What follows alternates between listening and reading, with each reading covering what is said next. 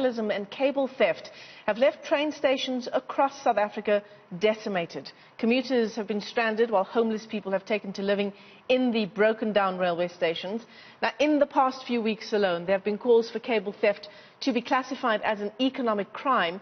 In fact, today, the Transport Minister will be presenting, the ministerial security plan designed to protect PRASA's infrastructure. This includes the appointment of more than 3,000 security guards. Let's unpack this incredibly important story now. We're joined by two guests this morning.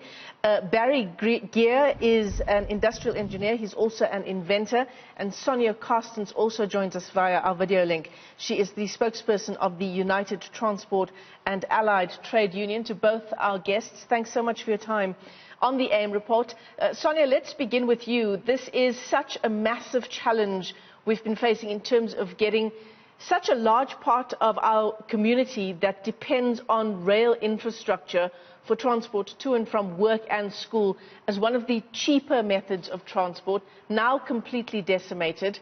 How did we get here? Well, basically, at the end of October last year, the former board of PRASA cancelled 20 security contracts that has been in place way back until 2005. With that, there was an agreement that Rail Response Unit of the South African Police Service would be taking over the security of PRASA for the interim until they are able to appoint security officers. But that never happened. So we've got a designated police unit with 3,348 members, but they are not serving our railway lines. And after that, the vandalism increased. There's always been vandalism of the infrastructure, but it increased over that period of time. And then came the COVID-19 lockdown. And after that, we saw a rapid attack on the vandalisms, purely because PRASA was such a soft target. There's no security, nowhere to be found. And that is really the simple explanation. Barry, I want to bring you into the discussion as we now look to solutions for the future. What can we do? What measures can we put in place to protect our above-ground infrastructure when it comes to rail infrastructure? I think by looking at the facts that security officers were just patrolling these areas is just not enough. I think there needs to be a coordinated and integrated approach to this. There is technology out there that can assist the security companies, the police. The tech is out there. The willingness from the private sector is out there. Systems have been developed, and I think there needs to be a willingness from PRASA to actually look at a total integrated solution where it's not just security guards, because it's almost impossible to expect security guards on patrol on foot to maintain and secure this vast infrastructure. Technology needs to be brought in. It needs to be integrated in a total solution, in an integrated platform. And I think that's where the key lies. We have that tech, and it needs to be used. I mean, it's going to be interesting to see what the minister has to say today when he presents that plan around how to protect infrastructure. Barry, but I want you to delve deeper for us into, you say the tech is available. What kind of tech are we talking about to, as you say, it's not just a standalone train station that needs to be protected. These are kilometers of railway lines. Look, I know, and I have been involved in projects where we can monitor, and you know, the system that I was involved in, unfortunately, well, not unfortunately, but it was specifically aimed at the below surface infrastructure, your electrical cables supplying the transformer stations, within the setup. And I think, one of those technologies that has progressed tremendously is Internet of Things. Drone technology is out there. Sophisticated camera technology is out there. So there is a lot of this tech that's out there, and it needs to be investigated properly. Sonja, I'm just looking at some of these statistics that we have currently on our rail infrastructure. 7 out of Metro Rail's 34 commuter lines are currently operating around the country. We know the impact that has on commuters. Why has it taken us so long to try and look at innovative ways to deal with this issue, Sonja? Because there's no political will, and that's what we've always been struggling with. On the 26th of July last year, UNTU hand over a memorandum to the president's approach, basically to what Barry has said.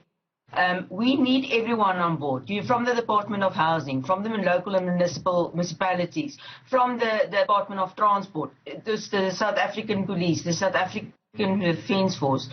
We've got 37,000 more kilometers of railway line that we need to secure. It won't be possible to ring fence it and build a secure structure like the Gautrain. We don't have that money, but there's no political will. Currently, PRASA has such a severe cash flow problem that they can't even pay the overtime payment of employees that they are legally bound to.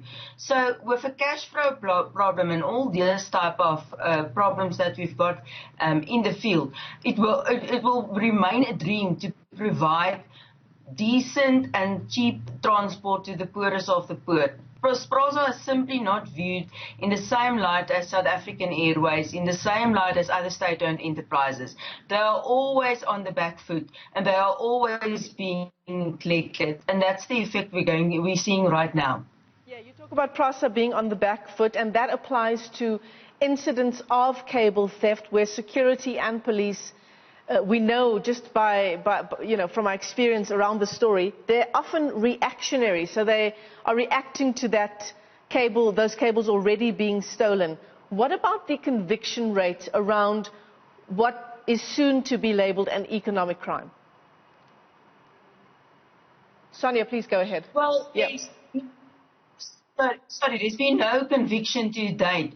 We've seen that the Act, the Criminal Matters Amendment Act, has been implemented in the PRASA environment. The Act allows you to sentence someone to up until 30 years when they vandalize state infrastructure. This is not being implemented. The criminals are charged sometimes in accordance with the Act, but then the sentence you would get earlier this week is something like 8 years for stealing railway tracks. That's not good enough. We've fought for 30 years, and that's what should apply, because that will be the deterrent.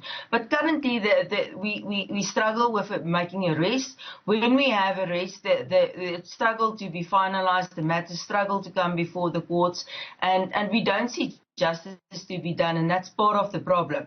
The Criminal Matter Amendments Act is there. It's been there from 2015, but it's not being used.